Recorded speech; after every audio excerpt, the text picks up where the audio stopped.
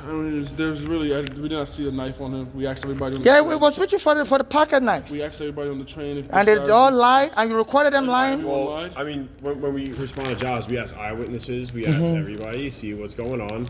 You said you had video of it, and you don't have video of it. No, it was reaching for the knife. I showed you the video where it was reaching for the That knife. video shows absolutely nothing. Oh, okay. Don't worry. I've already sent the video to the to your to the cloud. Okay. So, but there's cameras on the train, and they'll pick it up. We have the card. We'll give you the card if you have any more information. If you get any more like video evidence or anything like that, you can always go to a precinct and fill out a report then. But right now, you really don't have anything. Yeah.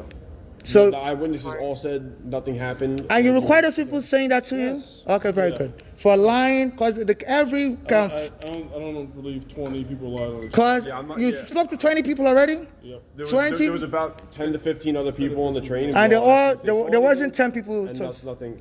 There wasn't 20 people on the train. You're all lying. You have our card. Okay, yeah. Go to the precinct. You don't have to cover up for a guy pulling a knife. You don't incriminate yourself, because cover up a crime is a crime. No, we're not incriminating anything. Okay. We're just. Because the train has cameras. Yes, so but you said you recorded it. Yeah. And the video you showed me shows you getting in the guy's face with the phone. Now you're lying. The guy was walking towards me. And it shows He was up. walking towards me. He was standing still and asked, "Why are you recording me?" That's it. So technically, you're getting in his face and. No, he was coming towards me. You don't have to cover up for him. All right, get home safe.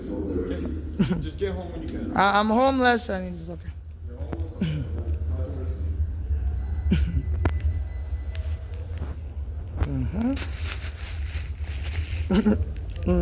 This Ricardo means business. It brought the July 20, 2025.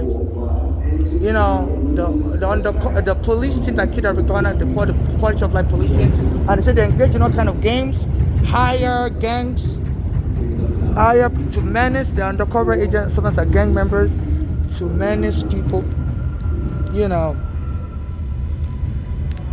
And somebody's giving these people my information. They said this Ricardo, this is what he does.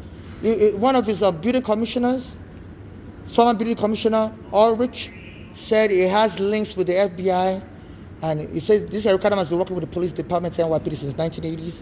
He said he has links with the FBI. That somebody's under surveillance by the FBI, like me. My mother brought me here in 2000. I was arrested at the JFK airport. My mother had a green card, and he said my green card, my visa wasn't good, and I was arrested and put on the FBI watch list. I was in immigration prison working on in July 2000. So since then they've been watching me, the FBI. So when the police took my home in 2010, and Eric Garner said it was going to help me, soon after that the police went and killed Eric Garner at the same place where I met him, Bay Street and Victor Boulevard, in 2014. And he said the police was laughing when they took him there. And since then, my mother was telling me she was getting followed. So it is Garner was saying was being killed. His family said they confirmed that he was getting followed. And they'll be bringing gang members. When I try to use the bathroom on 14th Street, their police will be surrounding the bathroom. Even when I try to use the bathroom on Penn Station, the Black American janitor was like, "Go back to Africa. We don't want you here." So I believe that guy must have gone upstairs from here. So that's kind of weird. If you have a camera, today's September 13, 2025. If you have a camera in this station, at least at the exit point, the guy was touching my jacket. This is the second time they will attack me and touch my jacket. Another guy on August 28, 2025, when Al Sharpton was doing his march and was saying anybody that wants civil rights, you need to attend his march. It's going to teach us how to play the civil rights game. He said that's why some of you don't get justice. So you need to come and teach us the civil rights game. And I didn't show up, but I listened to his radio show, and I guess through the FBI surveillance on me, they know I watch his podcast. So, so on August 28, 2025, as the march was going on, so there's cameras here. As the march was going on, a guy came, just like this guy accosted me. A guy came and grabbed me and knocked me down, choked me on the train. It was a Black American guy. They were menacing me that day also. I tried to, so they had they call them provocateurs. gang members. They said they used it in prisons also to beat people to death in prison. You know, so they just started a fight with you. So, you know, so some of their provocateurs came on the train with me. I took on the train from Manhattan, and like 3 stops towards the Bronx. These guys came on the train, and they were spitting, like they were doing drugs on the train. You know.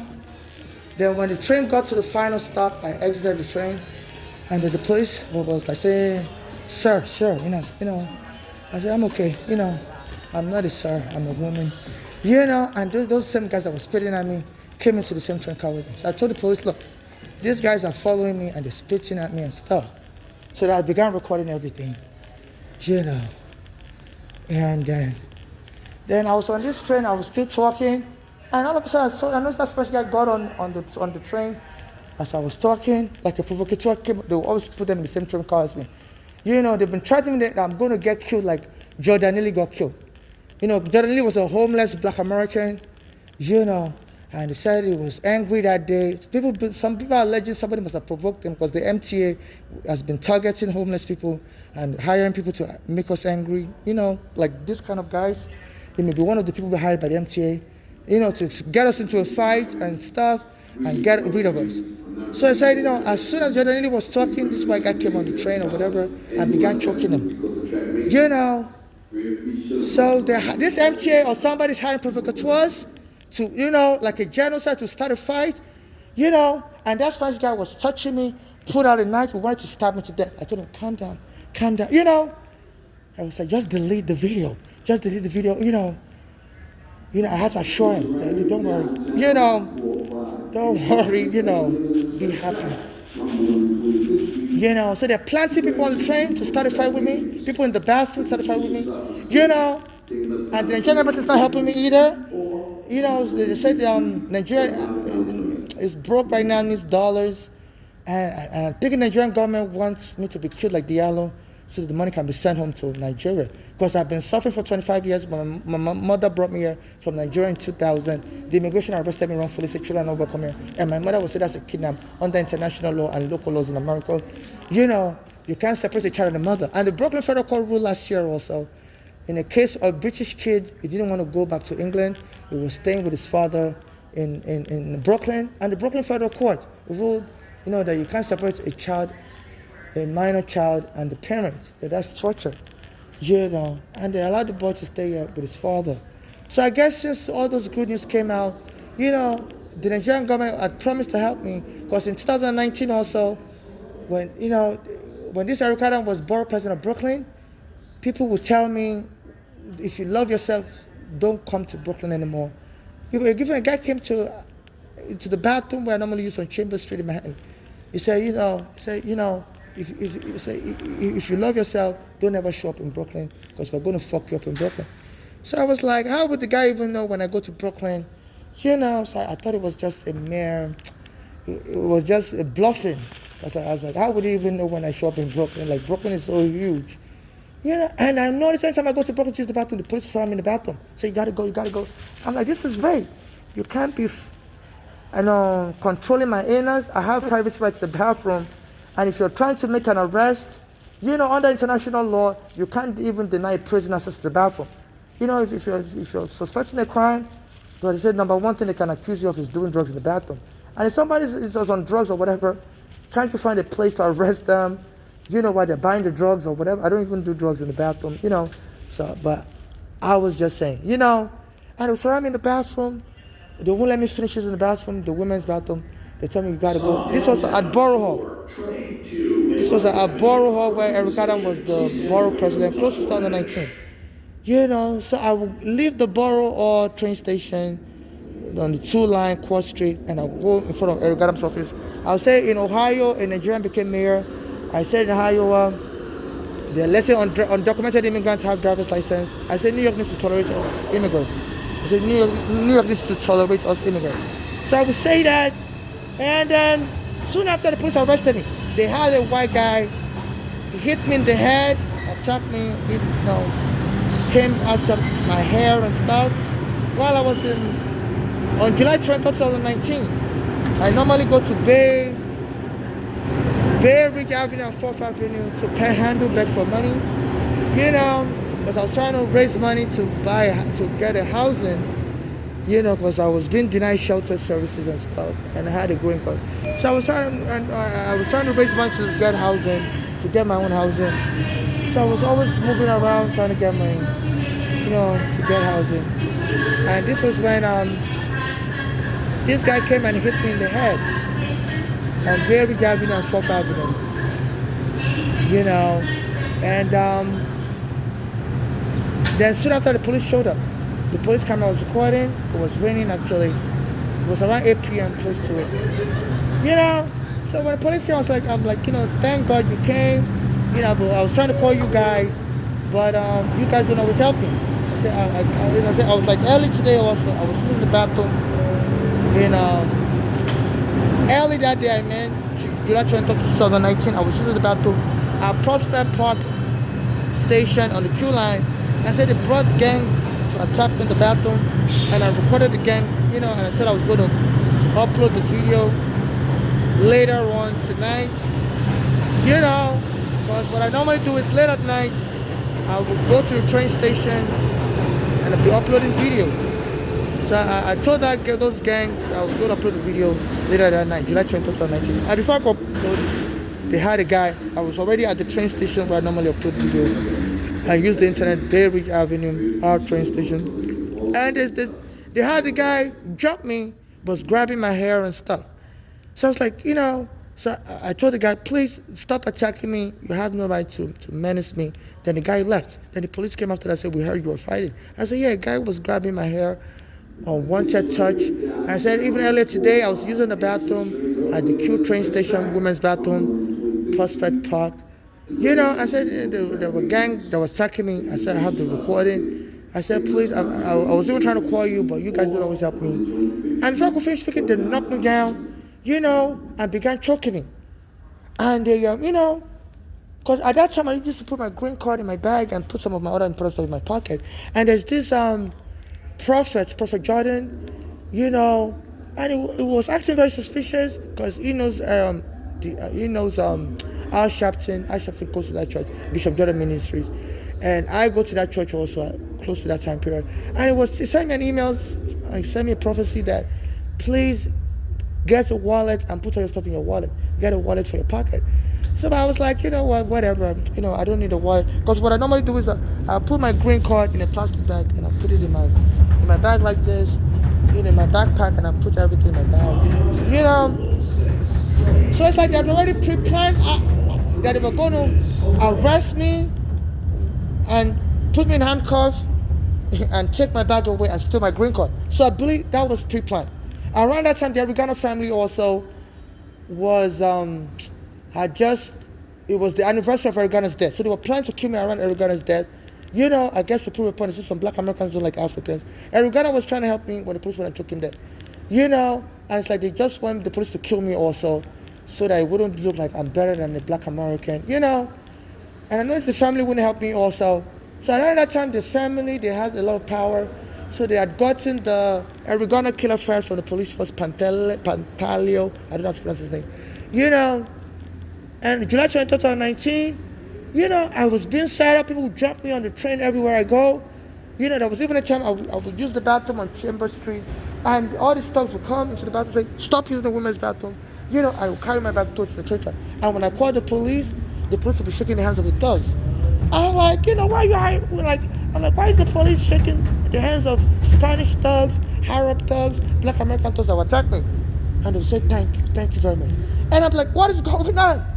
And until they were taunting me like that, at that time the Arigano family was trying to fire from the job, the Arigano killer. So I guess, there was a conspiracy, like we're going to kill this Arigano's friend so the family can get off the NYPD's back.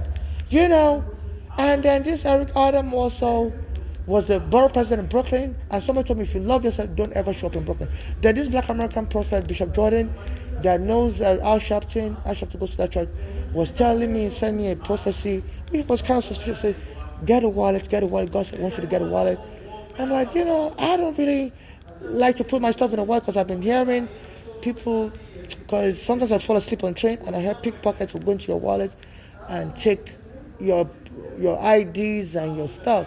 So I would just put my green card and everything in a plastic bag, and I put it in my backpack and put it in my bag, in a bigger bag. I was thinking, pickpockets wouldn't think of digging into my bag like this because they would think it's just junk or whatever. They would think it's not important.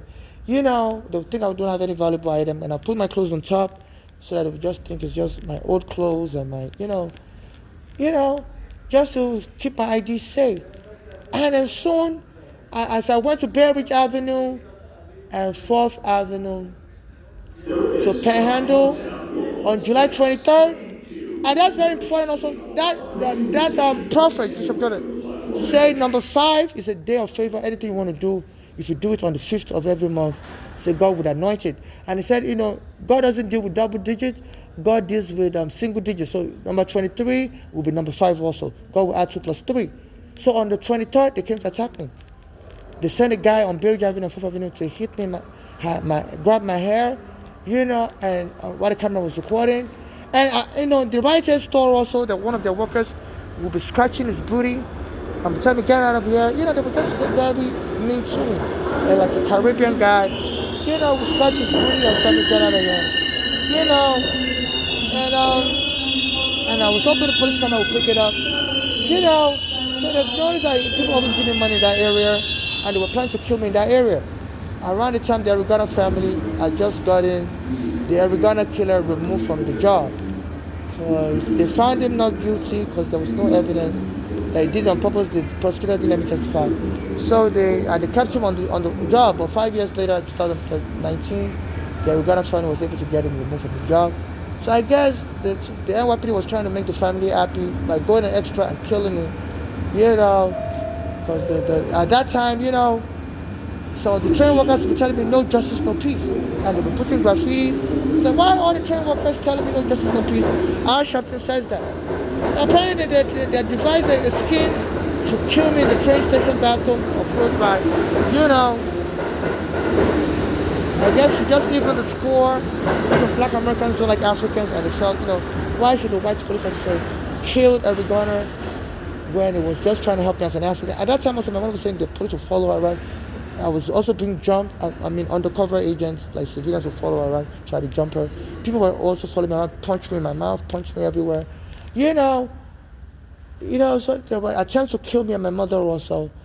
And Arigana was also saying people were following him around, trying to start a fight with him, calling him fat boy, and the police were going to choke him dead on July 17th. Now, which goes back to this Prophet Jordan also. He said, God only deals with single digits, and said the number 8 is a very special number to God. Number 5 is a very special number to God. I was born on July 8th. And July 17th, they went and choked Arigana dead, where I just met him in 2014 on Bay Street and Victory Boulevard. 1 plus 7 equals 8. And on July 23rd, 5 years later, they went and came and choked me. Like that, and that Bishop Jordan, I think he knows some of this stuff. I think the Arigana family knows some of this stuff. Because they said, especially this Arigana, they said he works with the police since 1980s and he's in the know. And even and I believe he's telling the Arigana family that, I believe it was a purposeful killing when they came to attack me on July 23, 2019. Because I had a fixed routine. They knew I was always in Brooklyn. I always begged for money. So, and in front of that Rite Aid store, they had this Caribbean worker that would come and be scratching his booty. I said, get out of here, get out of here. When I tried to shop in the stuff, I said, get out of here. I'm under FBI surveillance, so the FBI surveillance will pick up some of the things he was doing, saying, I know that the FBI also has satellite cameras they were using to watch Osama bin Laden, so most likely I'm under their satellite camera watch also. And this is terrorism, so they need to release every video archive they have of me, every voice archive they have of me, So July 23, 2019, so this guy comes and ambushed me. It was like a white Arab guy, and grabbed my hair. And I told him, stop that. Stop menacing me. He always comes and menaces me. And on that day, in particular, it was purposely sent. Because that day I'd recorded me being attacked in the bathroom on the Q line, Prospect Park. And I said, that video, I'm going to upload it online. So they chose that day. They were menacing me throughout that day, July 23rd. I believe they think it's a good day to kill me. Because this Bishop Jordan ministry was saying the 5th and the 8 are good numbers, and the 7. So I was born on 7/08, July 8. And the ones that killed Eric Garner, 1 on the 17th, 1 plus 7 equals 8. To like mark my birthday. I was the only one that would understand, and Bishop Jordan would be the only one that would understand. People marching for Uganda wouldn't really have understood that.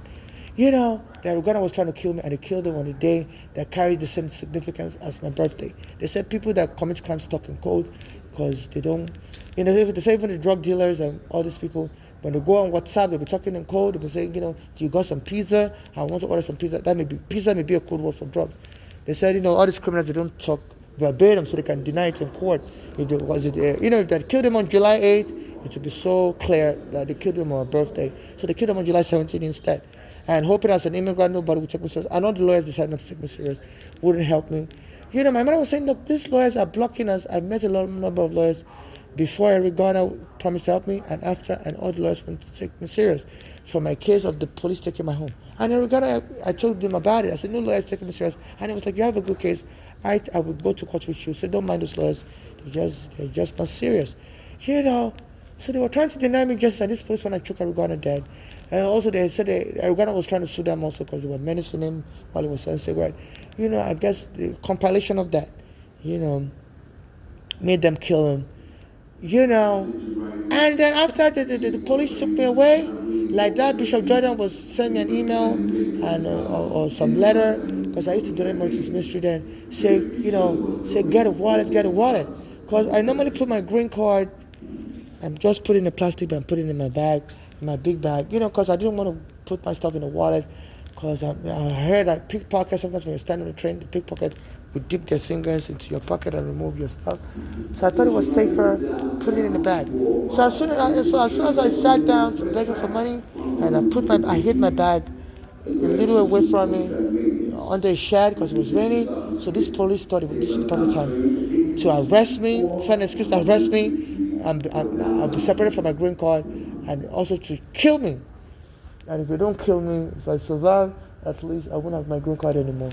And they can make another attempt on my life because I'll be on the street forever. And they came and choked me, arrested me, so I was fighting. Even I wasn't fighting. A guy came and grabbed my hand, and I told the guy, stop touching me. I don't know who you are. You always come late at night and grab me, and just scare me to death and things like that. So it was like a white Arab guy. And on July 20, 2019, like it was a pre-planned stuff because that Bishop Jordan ministry in Manhattan, it was a black American minister. I think it's someone from Jamaica. He said on the 5th and the 8th is the best time to do anything of every month. And said God will add numbers together, so 2 plus 3 equals 5. And they attacked me on July 23, 2019, choked me after a guy grabbed my hair. The police came and attacked me, and as they were choking me, and I was saying, they're after my property. Then I remember what Bishop Jordan was saying. Say, keep your stuff in your wallet. And that was the first voice I remembered. That's on the video I was saying, they're after my property, as they were choking me. And I was trying to get up to get my property, and they were choking me. And they dispossessed me of that green card, which is imprisonment. When people, imprisonment under American law is when somebody deny you access to move around freely, unlawfully. That green card, I needed to travel around. I used to use it to book hotel rooms, and stuff. And now in Florida, they said they need home aid, and they're paying a lot of money for home aid, so I can't move around freely. And they put me in the psych ward. I called the Nigerian embassy from the psych ward, and they promised to come and help me.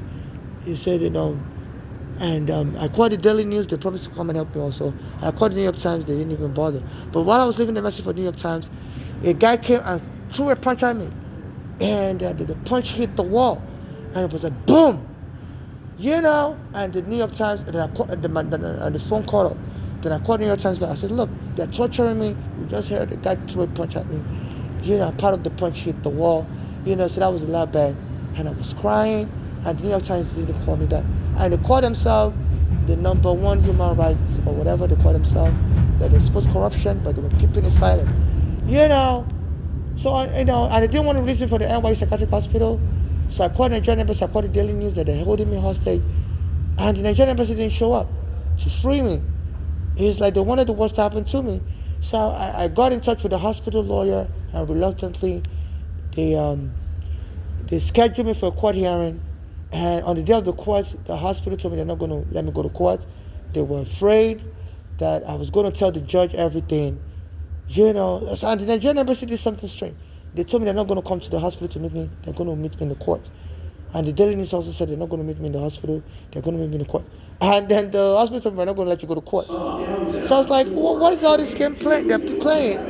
You know, so the hospital put me in a van on the day of my court hearing and kidnapped me from the hospital and came and dropped me in Manhattan. The hospital was in Brooklyn, NYU Psychiatric Hospital. They used to be called St. Lutheran Hospital. I used to go to that St. Lutheran Hospital. When people would punch me, my mouth punched me everywhere, I would go there. I'd do an extra of my mouth, my teeth falling off. And I'm telling them, you know, I've been getting punched since I've been trying to take this NYPD to court. I said, I'm experiencing a lot of hate crime. And the hospital wouldn't even have me reported. They would just note it down in my medical records. So when the police choked me and took me to the hospital in 2019, I told them, look, I've been coming to this hospital for many years now. Please check my medical records. I said, look, please, you've never helped me to find out why I'm expressing all this hate crime for many years. I said, now you can see what he did to me today. A guy came and grabbed my hair forcefully, and then the police arrested. I said, can you please talk to the police head and release me and help me get justice? I said, Trump is raiding immigrants. And the hospital said, we're not going to help you with nothing, but just going to frame you up as crazy. And when I got to that hospital on July 23rd, you know, one of the nurses was a Spanish nurse. I was saying, Baba Tuesday. I was saying, me too, and he was laughing. So apparently, they arrested me Sunday night, and they said every Tuesday is the court hearing. So they weren't going to release me, they were going to keep me there for at least 7 days. And they said, you know, you have to pre-book the court hearing a week before. So they said the last booking for court on Tuesday was done on Friday. So since they arrested me on Sunday night, they said, you know, I have to wait a whole week before going to court. So they're not going to release me unless the court orders them to release me. I said, you're breaking the law because you can only hold me for 24 hours from psych evaluation. And, you know, and you either release me or take me to court right away to hold me for more days. And they told me no, and so, you know, and they didn't let me go to court either. So as soon as so that was in July 2019. Then some weeks later, this to show, you know, it was purposefully done. Eric Adam went to some weeks later, January 20, 2020. He came to Harlem. I was being threatened in Manhattan that, you know, don't go to Brooklyn, you're going to be fucked up. And he came to Apollo Center and did a speech. He said, some of you, and he was repeating things I used to say. Because at that time, the police was trying to arrest me in Brooklyn. They would come into the bathroom in Court Street, and I would chase me out of the bathroom, trying to arrest me, and say, they don't want me to use the bathroom. You know, and I would go in front of Eric Adams' office, was the borough president. I said, look, New York needs to tolerate immigrants. I said, in Ohio, they're letting a Nigerian become a mayor there, in the town there. And I said, in Iowa, they're letting undocumented immigrants get driver's license. I said, please, New York needs to tolerate immigrants. And I was standing in front of this Eric Adams' office. I believe you could hear me. Then after the police arrested me, stole my green card, and to taunt me, he went to, weeks later, on January 20, 2020, the COVID was already started at that time, and he risked his own life to do a speech in Manhattan, Apollo, 125th Street, and he said, some of you, we're not going to tolerate you, you know, New York is for real New Yorkers, and we're not going to tolerate your speech. You need to go back to your Ohio. You need to go to your Iowa. So you're not going to be welcome in New York. New York is for real New Yorkers. And it was like he was taunting me. And soon he said he was running for mayor. And he said it's the new Esther. My mother's name is Esther. My mother's daughter's friend that's crazy had killed her. So I guess that's where they got the idea from my mother's daughter's framing my mother's crazy in 2015. And they stole, because the immigration sent me 2 green cards in 2008 when my immigration case was over. They had arrested me in 2000 when I came to America with my mother. And the immigration gave me 2 green cards. My mother kept one for me. They mistakenly gave me 2 green cards. And I kept one for myself. So when my mother's daughters arrested, locked my mother up in a psych ward and killed in 2015, Bellevue Hospital, they stole that green card my mother was holding for me, and my passport, and all my immigration documents. And when the police arrested me in 2019, they stole the rest of my immigration documents. You know, so now I don't have any immigration documents. And then, soon after that, they locked up all the bathrooms in the train stations, and the guy took me home, said he wanted to get married right away. I was like, no, I don't want to get married to somebody. I'm suing the police, and I don't want just anybody to scam marriage me and get half of my money or even more than that. And the guy punched me, raped me, and kicked me out of the house. And at that time, Como had instituted a shelter-in-place. There's no eviction allowed in New York in 2020. So when the guy punched me, I called the police. I said he brought me to his house. I could be using the bathroom, so I could stay here. And I said he began attacking me. I said I need him arrested. And when the police came, they said you were going to remove. And just like today, when the police went out me, they saw the wound on my face, they took a picture of the wound. I said you were going to remove. I said no, you can't do that. I said no, there's a shelter-in-place law saying wherever you are is your home and nobody can evict you. I said yeah, it's the original tenant, but he promised his house I'm going to stay here. So I don't have to worry. I should be paying rent. I said no, and he's been having sex with me forcefully, and he's beating me. I don't want to get married. And the person says you are going to remove since you don't want to get married, and they threw me out on the street, and I had a lot of bags with me, and since then all my bags have been stolen, and I've been on the street ever since, and this Eric Adam, I send him messages every day, and he wouldn't help me either. I said please, can you get me housing? As it happens, fellow Black Americans put them in housing. And then on July 20, 2025, he brought back the brutal police that killed Arigana, quality of life policing. Like July 2.0, Arigana 2.0. And since then, I've been getting attacked by thugs. I was trying to use the bathroom yesterday at 14th Street Union Square Station. They said a lot of people go there to protest, and the police also attacked me in the bathroom. Even before they arrested me and broke into 2019, they used to surround me with the police at that Union Square Station, and I believe they think they can kill me there and claim they thought I was a protester. So every time I use the bathroom, they tell me, hurry up and get out. I have diarrhea, and that's rape. They said the police also, without permission, put a broom into somebody's anus, Abdul Wimmer, and raped him like that, and he was able to get justice and get money, and that police officer was arrested. Me, when they stop me from using the bathroom, sometimes I go and defecate in my pants. They say some people are into that kind of sexual abuse, scat play. They say R. Kelly was into that also. He would deny bathroom access to his victims. He would be controlling their anus through force manipulation and make them defecate to themselves. So any kind of outside control of your anus, is unlawfully, it's a rape. I didn't give these people consent, and that's not regular police work to be policing my anus. I'm not committing a crime. I pay myself welfare. So please, these people need to be arrested for gang rape and aiding and abetting people that will attack me, and they'll start a fight with me, and I've been getting told you're going to be killed like Jordan Neely. Anytime a Black American dies, they will immediately try to kill me in the same vein, a copycat way. So there was a time after Jordan Neely got killed, and I was pushing my cart around the Brooklyn, and my tire fell off. So I chain locked my cart to a chair near the Target store, and I went to try and get a new cart. When I came back, the Black American workers had already cut off the chain lock in the park near the BAM Center, and hid my bags from me. I'm like, please, where's my bag? And they wouldn't talk to me. They were just laughing, and they were shouting, Jordan Neely, hey, So apparently they were trying to get me mad, so I called the police, and the police wasted my time. It was a cold day that day. I believe it was last year, or thereabout. So when the police arrived, they said, we're not going to help you. And they were trying to make me angry so I could fight. They made me wait for like hours. And while I was there, the police abandoned me and said they're going to another house. They're going to the store to deal with another crime. It's like, I called you first. They're like, no, you have to wait for us. And then they wasted my time. I was waiting in the cold, and then they came back downstairs and said, we're not going to help you. I'm like, why did you make me wait? And I was almost so angry. And they've been trying to provoke me to death. So today again, I was on a train, and I believe, their meet is also helping them hire people to set me up to be killed. Even R. Kelly said, the Me Too was after him, and they're punching R. Kelly in the prison. So I tried to get the Me Too involved. I told them the police took my home in 2010 and searched me naked. And Arigana was trying to help me with the court papers. I went to kill Arigana. And the Me Too lawyer, Gloria, said, I can't help you either. So if I help you, the police will drop the R. Kelly and Weinstein case. And said, I need them to arrest R. Kelly. And she was like, she needs the police and FBI to arrest R. Kelly.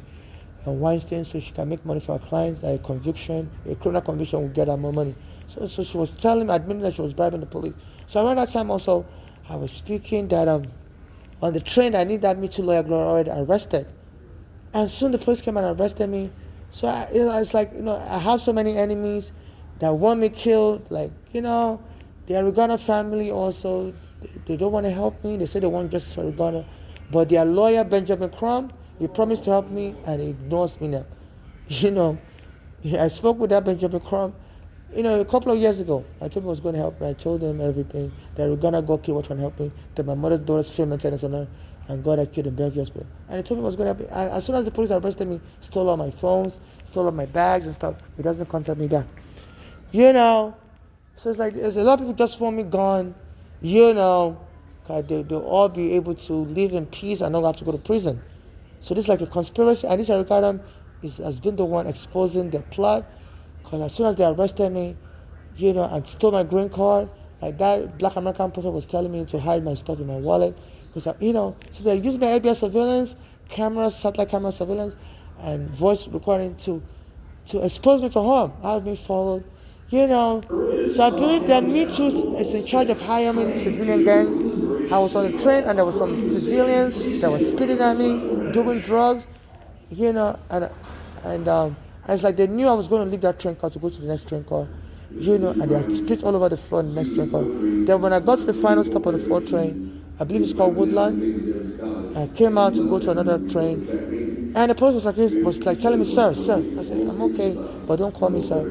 And those guys that were spitting at me followed me to the next train car. So I went and got the police. I said, these guys have been spitting at me, and now they're following me. And the police said, no, just ignore them. I said, I want a police report. So just ignore them. Then I was recording everything. Then this Spanish guy came on the train. The train I took care, and it was actually as I was speaking.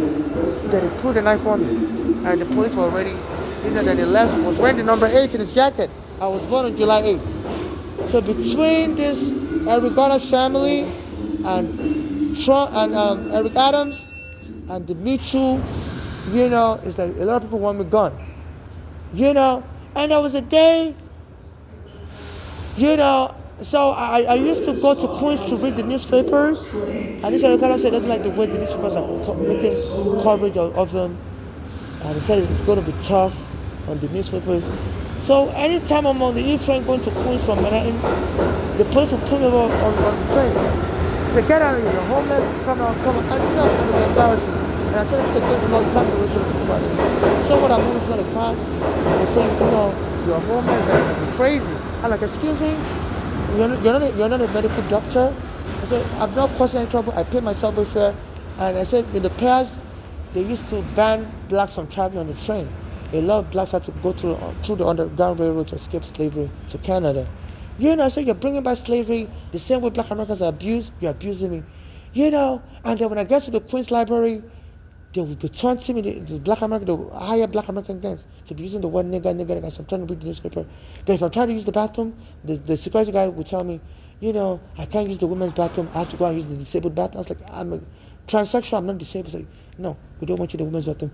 Go and use the single user disabled handicap bathroom. So they were treating me like an handicap because I was disabled.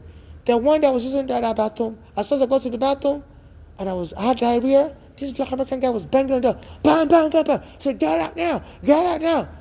I started recording everything. He said he left his phone in the disabled bathroom. I'm like, okay, you're not disabled? Why are you using the disabled bathroom? You should be using the men's bathroom. And how come it's when I went in there, because it's a single user bathroom, and at that time also people would just harass me anywhere I go, try to fight me, beat me up. So I called 911 right away. I said, and also, if you lost your phone, you should have told the security guard to call 911. And nobody called 911. So I said, I'm going to call 911. And as soon as I was calling 911, he told me he's found his phone. I said, yeah, I need the police to make a report. So when the police came, they told me they're not going to make a report because they found the phone. I said, no. I'm getting harassed on my way here. The police will pull me out of the train. And anytime I'm trying to read the newspaper, they were calling me nigger and all that. I said, and they're just trying to prevent me from reading the newspapers. Then fast forward to this year, they said there was a Chinese lady called Greco. She was paying journalists $100 in a particular chief's bag to try to get them to report nice things about Eric Adams. And it said and New York Daily News reporter also said Eric Adams security detail roughed them up. Said, they said Daily News always covers bad stuff about Eric Adams. So they turn this into a genocide town whereby I'm a victim of sex trafficking, sex abuse, human trafficking. My mother's daughter killed my mother, stole my grandma. My mother said that I was into an inheritance scam gang, and they were very jealous that me and my mother could win lots of money. Because me and my mother was staying on Staten Island, our daughters had their own homes in Pennsylvania, and the police came and removed me and my mother wrongfully from my Staten Island home. So my mother said our daughters were trying to kill her early, and were nagging her, and they went to the hospital when my mother was getting treated for heart disease and told the hospital to lock her up. My mother said even one of the daughters, when she stayed with that daughter in Pennsylvania, was putting like car into food poisoning in my mother's food, and got my mother killed. So my mother started having heart congestion. So that's why my mother fled back to New York. And on the Greyhound bus coming back to New York on May 13, 2015, my mother said she told the bus driver to stop, that she's about to have a heart attack. Then my mother said she started eating aspirin, and then she told the bus driver to continue driving because she was scared the ambulance would take her back to Pennsylvania. They said they were already at the border of New Jersey and Pennsylvania. She didn't want to take him back to Pennsylvania, and she felt she'd be safer in New York, and as soon as the bus arrived in New York, it took her to, I think Mount Sinai Hospital, but that time there was Ebola, a lot of private hospitals didn't want Africans, so they moved her to Bellevue.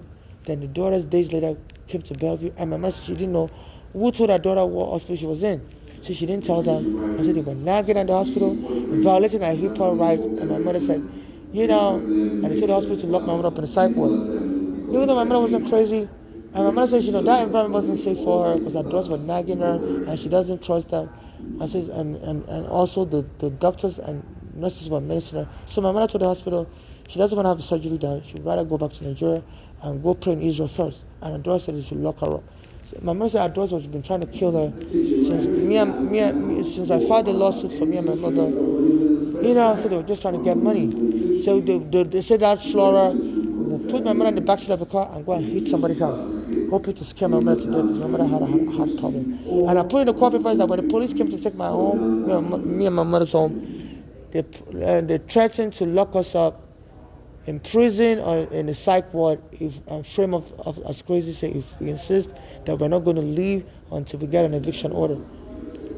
So my mother's, and that got my mother so scared she almost had a heart attack. So my mother's daughters were reading that court papers online that I filed 13 CV 5052. I filed it in Brooklyn Federal Court 2013. I said they were trying to reenact that and kill my mother. So one of our daughters' name is Flora, and she was staying with that Flora earlier before she moved to Bolanle's house. I said that daughter had a husband called Ayinde in the US military and would try to punch my mother. Any little would try to punch my mother to scare my mother to death. So one day he was running downstairs, from his bedroom upstairs, and close to my mother, was about to punch her. I was like, it was scaring her. My mother said her body almost flew out of her soul almost flew out of her chest. So they were trying to kill her without leaving too much evidence. And that's why my mother, they called the police didn't arrest her. That's why my mother, that's 2015, that's when she moved to Bolanle's house. So that Bolanle was on drug, I was putting like either marijuana, synthetic marijuana, or kind of fish food on my mother's food. So my mother said anytime she eats that food, her heart will start congestion. So and finally my mother died after she came to Bellevue Hospital and she was starting to get better. And the daughters came and told the hospital to lock her up in the psych ward. And when they showed me my mother's picture after she died, her face was like frozen in terror. So I believe while they were trying to put my mother in psych ward, they must have injected her with a ketamine, which is a psychiatric medication used to calm people down. Because my mother told me she's going to fight and not go to the psychiatric ward. That she was noticing the doctors and nurses were acting funny, like they want to lock her up. Because my mother worked in the hospital for a long time, she's a nursing assistant. So when the doctors and nurses start acting funny, start asking funny questions like that, they gave her a mental health test, she passed it, so they want to lock you up. And when they showed me her face when she died, her face was frozen in terror. Even my mother used to tell me in Nigeria that if somebody dies, their face should be like they're sleeping. But my mother was like, And they told me she died a normal death. They were trying to force her on the psych ward. It was forceful, but that didn't kill her. But she died during the process. I said I want an autopsy. They said no, they're not going to do an autopsy. And another Jamaican American, also a Caribbean American, said they killed his mother in Kings County. They alleged that. I said they don't want to give me an autopsy either. I just found them on Instagram. His Instagram name is Beans, Beanz, and some other alphabet. But when you search his name Beans, you see his profile. So this is where, in case I'm killed or I'm deceased, I don't want any of my family or friends to administer my state. Only civil rights activists like me that haven't denied me up in the past should administer my state and get justice for me and my late mother, and to give the rest out of my money or asset I may have to charity. Those suffering xenophobia and those being deported by Trump should prioritize. And in case I'm running disabled, I shouldn't be removed to any other country. I'm not safe in Nigeria. I was being abused by my father in Nigeria, so my mother brought me also. She couldn't leave me with him. And she came in 2000 to bring me here. I was being abused by my father. She had left me temporarily. I had to come back and get me. And the immigration arrested me, said there was something wrong with my visa. So I've been going through it since 2000. And one of my mother's daughters, Funke, tried to throw me out of the window as a baby because her father is different from mine. And she was very jealous that my mother married another man to have me. And my mother tried to get her arrested. The police arrested her. But her own father's family, Funke, they're powerful, so they got her released.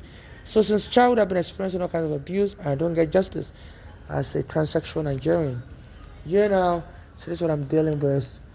So my father has family in England and everywhere, so I'm not safe in any other country. I don't trust my father's family. My father's also deceased. I'm not safe in Nigeria either. I'm a transsexual. And it's just so many, And now my mother was saying my daughters are moving with a gang. They're talking to people in Nigeria. So I could get killed anywhere by my mother's daughter's gang. And they say if you die, or if they claim you are mentally disabled, then they can get extension of time to sue U.S. immigration for arresting me in 2000 and claim, they say, if you die, they can claim, oh, you died as a bum on the street. Because when the immigration arrested me, I never had a status. So I was getting kicked out of colleges. I finished high school in Nigeria at 15. But when I came to America, I was getting straight A's. But my mother couldn't afford to pay my college tuition. So I'm thinking this is why this Eric Adam and his gang, my mother's daughter's gang, want to get me killed on the street. A guy almost knocked me to death on the train, and I was wearing the number 8. I guess so. They hire all these assassins, and these assassins, in order to get paid, they're leaving codes to show it was purposely done. And I guess they want to have the leverage. Because that guy wearing the jacket number 8, if he had killed me tonight, and this gang don't want to pay him money, say we don't even think you were trying to kill that person because of us. The person wore jacket number 8. So the person would have been able to threaten this gang, my mother's daughter's gang, and this Eric Adams gang, that look, if you don't pay me money, I have secrets I'm going to expose. So I think that guy wore that jacket number 8 to let them know if a guy wearing jacket number 8 killed me, and so I will get paid. And I believe they want to, any money they win, they'll either give it out to the assassin through a fake marriage. So it's gonna look like he killed me and my mother's daughter, or somebody gave him a lot of money after that to thank him. So they've been trying to lure me into a fake marriage. A guy took me home, and it was like an undercover agent. I said he wants to get married right away. I told him no. I said I'm trying to sue the NYPD. I don't want to get married. And you take half of my money in divorce. And the guy raped me and punched me and kicked me out of the house. So they're trying to use a fake marriage to siphon money. They say money laundering. So in case I get killed or anything happens to me, all my assets will be frozen. The international courts, criminal courts, and international courts freeze all my assets. And I make sure my estate is only administered by civil rights activists like me. And to get justice for me and my late mother, the activists. The people administer my estate, the civil rights activists administer my estate, to get justice for me and my late mother. And also I think they want me to die hard so that they could do a movie about me, that this person suffered for 25 years and make money. I think some of this Hollywood also enjoyed the way I'm being punished. Because I used to send, because some of this Hollywood and some of this sports star, they will claim they're into charity, helping the homeless. And it's like they will lure me. They will appear on Instagram, and they will show videos of them helping homeless. And when I contact these people, they don't give me nothing. Then I'll start seeing them on the street. So I think some of them were just trying to make it look like I'm the one stalking them. I send them a message on Instagram, they don't respond. Then when I saw them on the street, I was following them, and they took me home, and they could possibly kill me or kidnap me, and it hurts my estate. They said this PDD was doing that to people.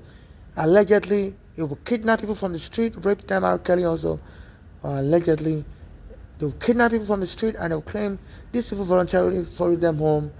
Even though they hold your hostage, they say you were free to leave. So some of these stars, they were acting funny. They would post, it said abusers always find ways to lure their victims into the den.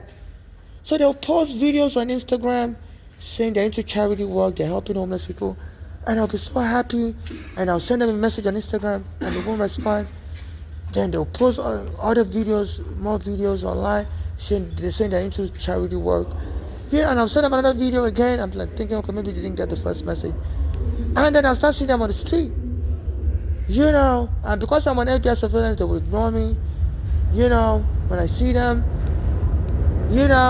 But then they'll go back on Instagram and they'll be talking about me. There was a basketball player. I don't remember his name now. He plays by Raps. Oh my goodness. I can't remember his name. He's from California. He's a rapper, and he would appear on the Instagram podcast.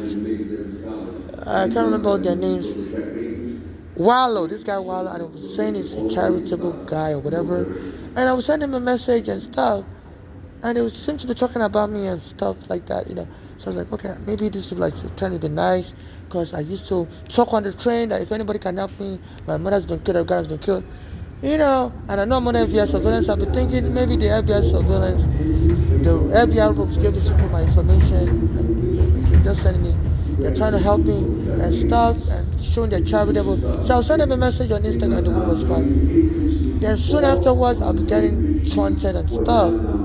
And this particular guy is a basketball player from California. His name always escaped me, because I'm not really into basketball and stuff, and I thought it was just a charitable guy. Then I sent him an Instagram post, and he didn't help me. Then all of a sudden, I got jumped by a bunch of girls, and they were kicking me. As soon as I got on the mayorship, because on Atlantic Avenue near the Barclays Stadium, as a guy was recording as they were jumping me, these high school kids. So I ran across the street, it was a multi-lane road, into a store, and the owner of the store called 911. The kids bashed his glass open, the glass window open, and they had a metal pipe. They were going to lynch me dead. It's like somebody want me dead in a horrible way, and so a Hollywood movie can be done about it. This immigrant suffered for 25 years. At that time it was 2022. It was around December 2021. Eric Adams had just won the mayorship, and they said the mayor hires the judges in the criminal court. And de Blasio was going to get out of office, and they tried to kill me in December 2021. As soon as Eric Adams became mayor, it's like people in the Black American community knows this Eric Adams must be dead, and they were going to kill me for him. So we become mayor.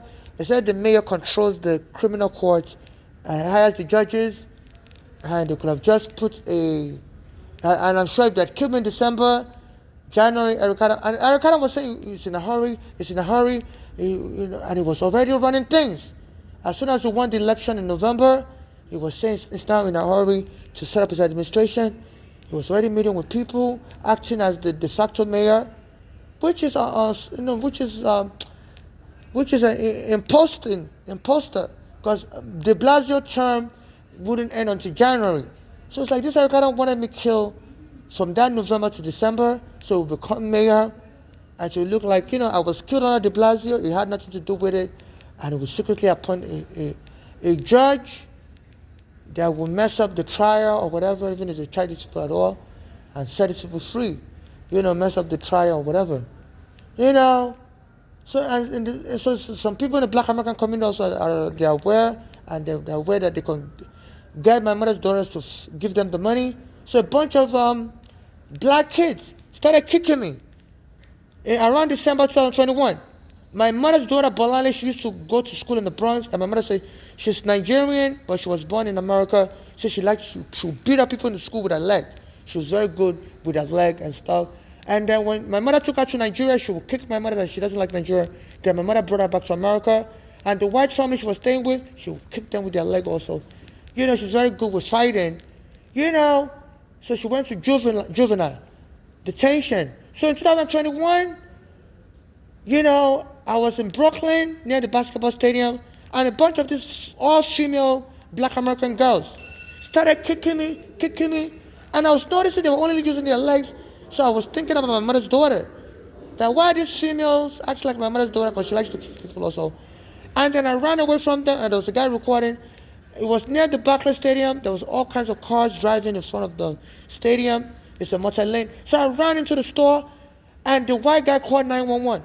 Said that there's some bunch of high school kids that are trying to beat up an African immigrant to death. And those kids bashed the door window, with a metal pipe.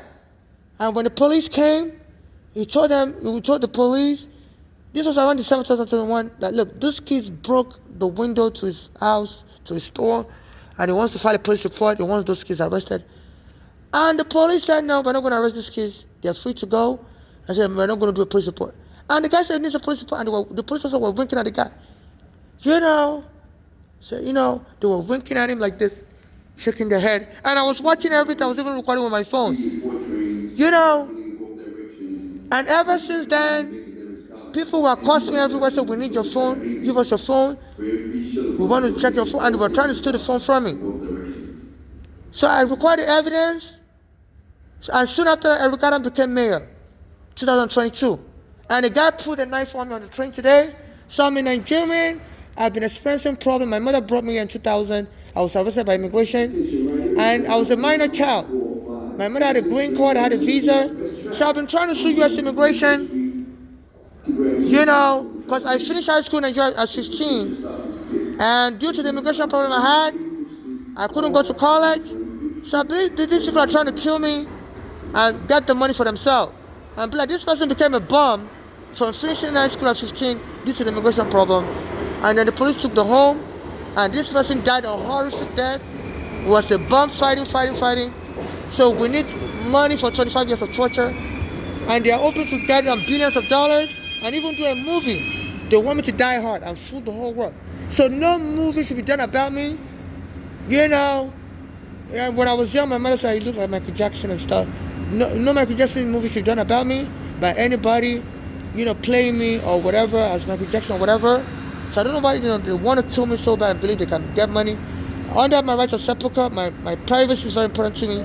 If I'm going to do a movie, I would have to be alive. If any movie is going to be done, including or involving me in any way, I have to be alive to direct the movie. Because a lot of people don't know about me. I grew up alone with my parents in Nigeria. My mother's daughters always lived in America. They were born here and they always lived there. But my mother came to Nigeria, and I always lived in Nigeria for a long time. So I didn't grow up with my mother's daughters. It was just me, with my father, with my mother. So they don't know anything about me. I'm not close to them. I'm a transsexual. They're biological females, so we have nothing in common. And and one of my mother's daughters used to call me the black sheep of the family. My mother used to say that Flora would call me black sheep. So they disown me really.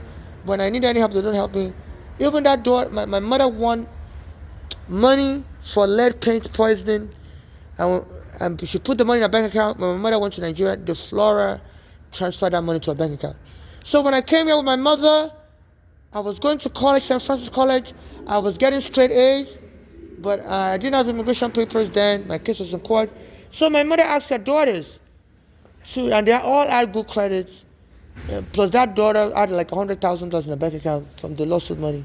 She took out of my mother's bank account, Flora. So my mother told them to co-sign a loan for me and she's going to be paying. And they both said no.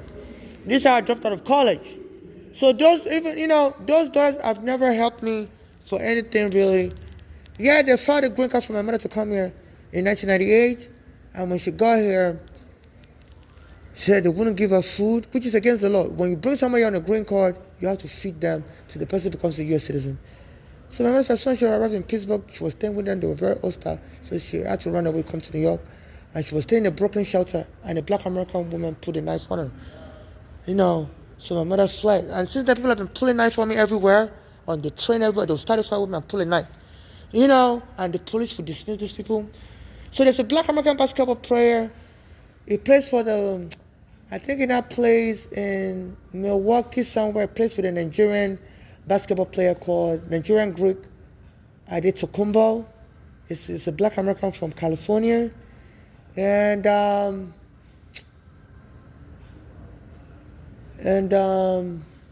you know, so this guy has been taunting me on Instagram. He appeared on the Wallace Show and some other places, and he was presenting himself as a humanitarian, you know, giving shoes to people. And at that time, my shoe was really dirty and stuff, you know. So I thought he was just sending hints that he wants to help me. You know, was giving his shoe to people, to poor people. So I sent him an Instagram post, and he wouldn't respond. Then I sent him another Instagram post, and he wouldn't respond. You know, at some point I saw someone that looks like him who walk around me. And I love these superstars that will send them Instagram posts that won't respond. One of them, he also, this basketball player from California, did a rap collaboration with a black American rapper in Harlem called Jim Jones. I used to send him messages also, and he wouldn't respond. Then I would see him in Manhattan, and I would say, "Sir, can you please help?" And he would walk away from me. And he, man, is cruel, you know. But we go back online, it's like he's talking about me and stuff. You know, so a lot of them ask for like that. And I said this PDD, he traffics people also. Allegedly, it would make it look like you're the one following him, stalking him on Instagram, and you're just a groupie. And they said they'll either kidnap you and have their way with you, marry you off or whatever, and dispose of your body, and may claim you promised them all your inheritance. You know, and nobody will ever hear from you again. Even while I'm alive, people don't even pay me no attention. So if I'm dead, clearly nobody will care about how I died or whatever. You know, so FIFA is not set to bring the World Cup here. A guy pulled a knife on me, and the police was lying that everybody, there were 20 people, there wasn't no 20 people on the train. So everybody on the train said they didn't see no knife. So I'm the one lying. I'm like, the train has camera. Why can't you check the train camera? You know, and they didn't even want to take a report. Until I started threatening them, and they were trying to make me look like I'm crazy. They were even talking on their radio that, you know, they had got a call as a crazy person on the train. You know, this Al-Qaeda said they should be framing up homeless as crazy, and they can kill you, and or take you to the psych ward and steal all your phones, all your evidence. You know, so this is a genocide. I believe this Al-Qaeda wants me killed like this. His family friend Eric Garner was killed to make me, and even this Al Sharpton. Some weeks ago, it says some of you were coming for your neck, so you think you're righteous, but you ain't righteous.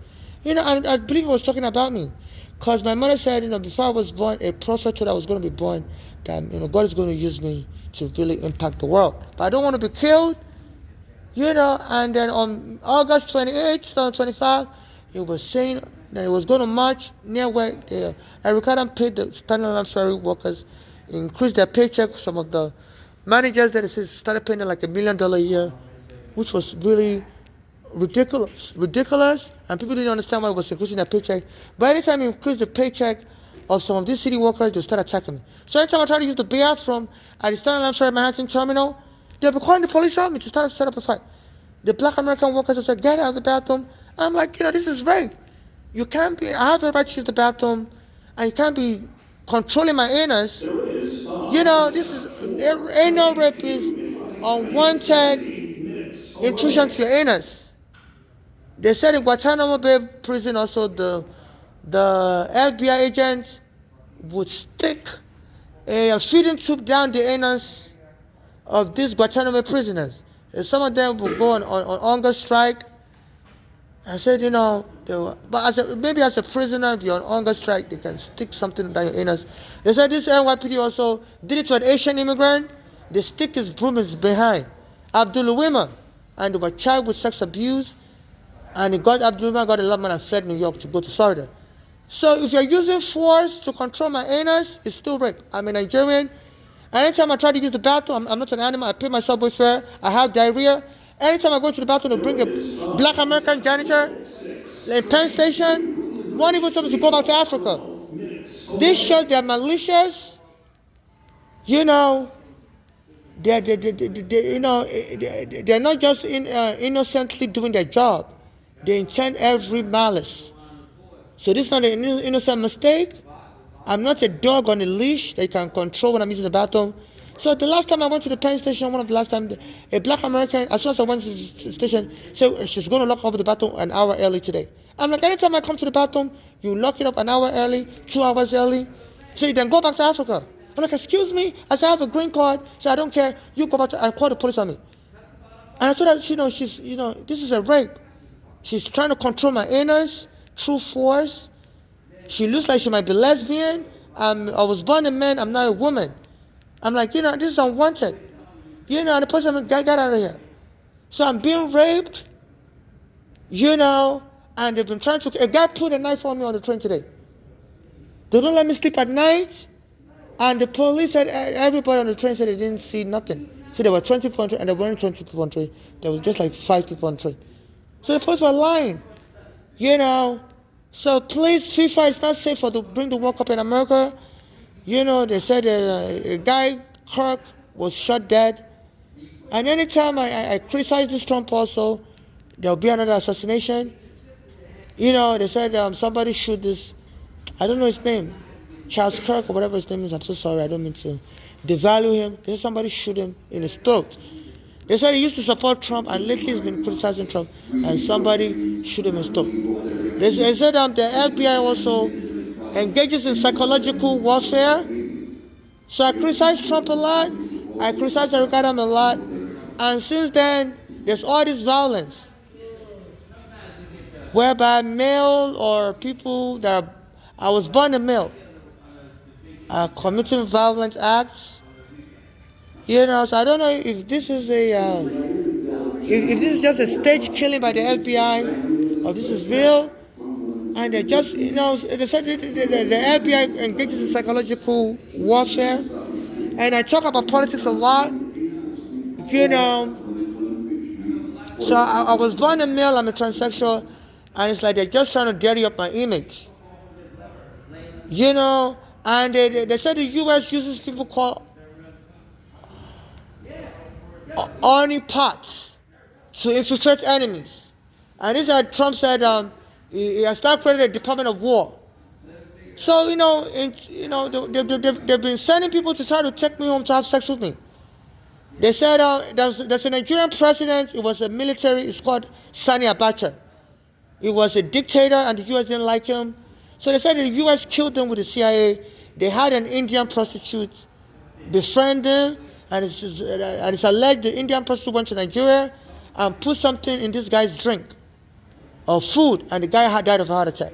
And this was how they got rid of him.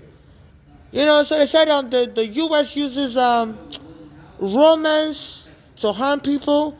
So I've been trying to sue the U.S. government, and I've been trying to sue the NYPD for taking my home, and the U.S. immigration for arresting me as a child when I came into the country with my mother. So in 2020, they lock up all the bathroom. I've been homeless on the street now since NYPD took my home. They lock up all the bathroom in the train station. I'm in Nigeria, I don't really know anybody. And this guy came on the train. I'm a male, I was born a male, I'm not a woman. And he said I should come with him to his house to use the bathroom. I was like, okay, look, this must be a miracle from God, because I was about to defecate in my pants. Some other FBI surveillances, they arrested me in 2000 by the immigration police when I came into JFK with my mother. So I've been under FBI surveillance. I finally got my green card in 2008. But still, they said once they put you on FBI surveillance, they put you there forever as an immigrant. So in 2020, I normally use the train station bathroom. They have 500 train station bathroom.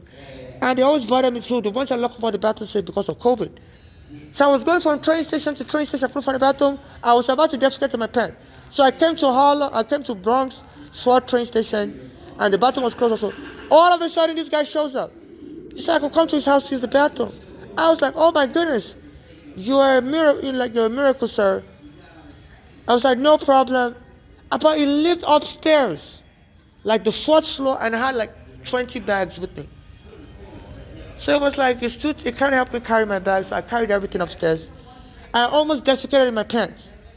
I couldn't use the bathroom all day. From morning, I was looking for a bathroom, and it was nighttime, I was about to defecate in my pen. And that was when they had the guy, said I should come to his house.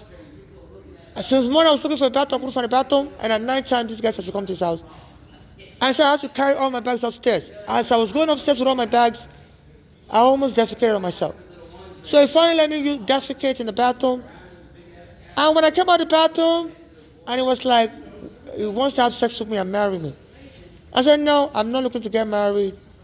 And he raped me and then beat me up and kicked me out. So apparently the U.S. owes me a lot of money. So I guess they have planted that guy to create a fake marriage with me and get some of the money in divorce. And that's rape also. You can't forcefully marry somebody. There are South Korean women, they said the U.S. soldiers in their country in the 1960s during World War II were forcing them to have sex. They said the U.S. Army would hire these women to work in the kitchen, and then they would rape these women and hold them as sex slaves. So I'm being a slave. So the guy that raped me in the Bronx needs to be arrested. They are stealing my green card there, so that there's no way I agree to have sex with them. Because when they take your green card, you're considered a prisoner. The police arrested me in 2019 and took my green card, so I couldn't travel freely. So I'm being forcibly imprisoned. Forced imprisonment is when somebody denies you the right to move freely, travel freely. That's forced imprisonment. So without a green card, I can't even board a plane to go anywhere really. My passport was also stolen. They took all my ID also. The police arrested me. So I'm under imprisonment. So when the undercover agent lured me to his house and had sex with me, there's no way that sex is consensual. You can't have sex with a prisoner. It's called statutory rape. So that guy needs to be arrested, and he beat me up after that and took me out of his house. And I called the police on him, they wouldn't arrest him. So I'm in Nigeria being tortured. So they owe me a lot of money, and the guy put a knife on me on the train today. This one from the Bronx. The house Spanish people, he was a Spanish guy, swamped me, everybody. And the police wouldn't arrest him. They said everybody on the train said they didn't see nothing. I'm like, the train has secret cameras. So please, those police officers need to be arrested. This Eric Gardner, his family friend Eric Gardner was trying to help me with my court papers against the police in 2014, and the police when I choked Eric Gardner dead. So please, any type of racial killing, ethnic killing, the International Criminal Court is to look into this. They are depriving me of bathroom use. I'm in Nigeria and I have diarrhea. My mother has been killed. My son Eric Gardner has been killed. And the killing is not stopping. A guy put a knife on me, and he was wearing a jacket with the number 8. My birthday is July 8th. So I think, all these gang members are joining in to try to kill me and get the money. I think they're trying to kill me. One of my mother's daughters is part of a gang, and then she will win all the money, and then she will share it among these gang members. Because I'm a gay, transsexual. I don't have a child. I'm not married. So if I die, my money will go to my family member. Because I don't have a child. So my mother said that daughter is suspicious. Her name is Bolanle. She said she believes she's into gang, and killed my mother also. Went and locked my mother up in a psychiatric ward. So people are pulling knife onto me. And this NYPD don't want me as a foreigner to get any money. And my mother's daughter, her name is Bolanle. She was born here in America. And they would rather have her inherit the money and share with the gang members. And I think to avoid suspicion, they'll have this gang member marry people, and maybe the money will be given to the spouse to give to them. So this is human trafficking. Even a former police commissioner, Thomas Dolan, said this Eric Adam is corrupt. So he has evidence, he's using his NYPD to rob people. There was even a time he hired a Spanish guy called Caban. And they said this Spanish guy was using his twin brother. He was the police commissioner. And was using his twin brother to be soliciting bribe. And they went to Coney Island. His twin brother went to Coney Island and told a black American that has a nightclub, said, give us money, otherwise we're going to shut down your nightclub, and lie that your nightclub is dirty, it's noise polluting. So this black American was recording him and reported him to the FBI.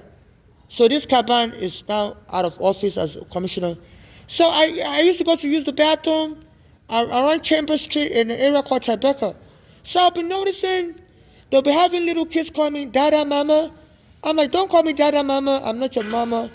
Under American law, if they kill you and they claim you had a relationship with their child and their child sees you as a parent, the court would allow that child to have you as the parent. It's called parentage by estoppel. A non-biological parent can be considered a parent if you have a relationship with a child. So be careful if you're watching my video. Don't have a relationship with anybody's child. So they'll be using little white kids to be calling me dada mama. I'm like, why are these little kids calling me dada mama? You know, why would a white kid think I'm their parent? I'm dark skinned. So the white people were trying to set me up. They knew the person was going to kill me soon or somebody was going to stab me dead.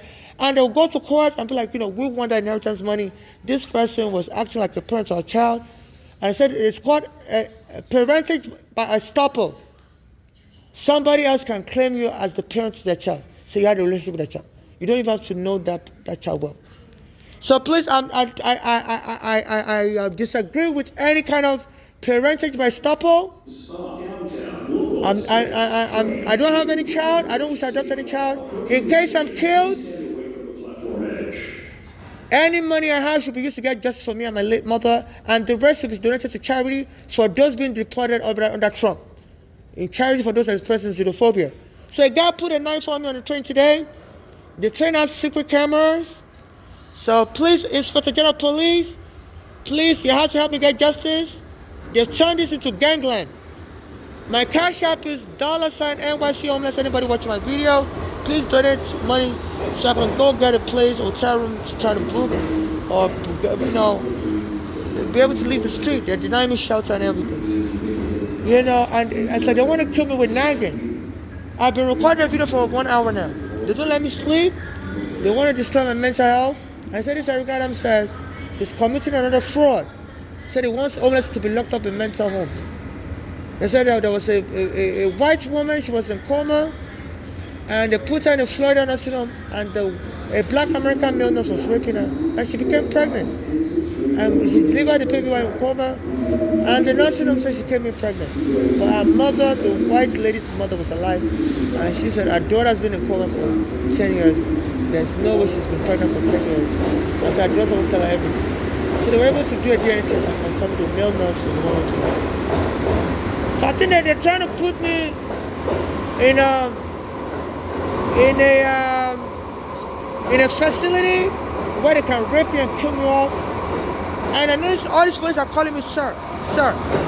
So that people would even remember I'm a transsexual. So they claim I was interested in women, and people don't even care. So so they say inheritance scam is rife in America and New York City. They say a lot of old people that die and their children can't inherit nothing.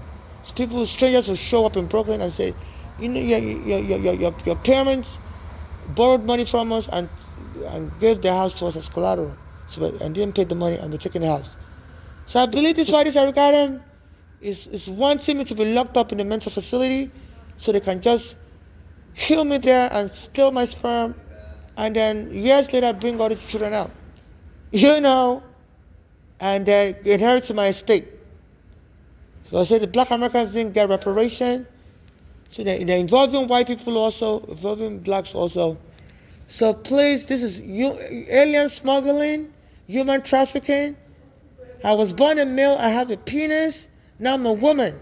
So they're trying to lock me up and rape me. I'm trying to sue U.S. immigration for arresting me wrongfully when I was a child and I came here with a visa and they arrested me. And I'm also trying to sue the NYPD for taking my own wrongfully. So they believe I'm worth a lot of money and they want me to die in a horrible way. Because I finished high school in Nigeria at 15, I used to get good grades. And when my mother brought me with a green card here, I started college, I was getting good grades. But because I didn't have a visa, my visa was seized wrongfully by the U.S. immigration. They were called the INS back then. I had to drop out of college. So I believe now 25 years later, they're trying to get me killed so they can claim, the immigration messed me up. And this is why I was on the street fighting people and I got killed.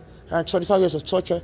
And all these American kids will claim I'm their daddy, I'm their mama, and take the money. So this is fraud. They said the black Americans were enslaved for 400 or 500 years in America and didn't get no reparation. So this is international human trafficking. A Nigerian prophet also warned Pastor Joshua, said people shouldn't come to America, it was usually the money. So America is going to be enslaving immigrants. And they blew up his church. A Russian military plane, said they saw an American plane, go to Nigeria and blow up Pastor Joshua's church. Even Pastor Joshua said he saw an American plane, a plane come on top of his building. At that time, I was soon at the NYPD. In 2014, Eric Garner was helping me, and they choked him dead.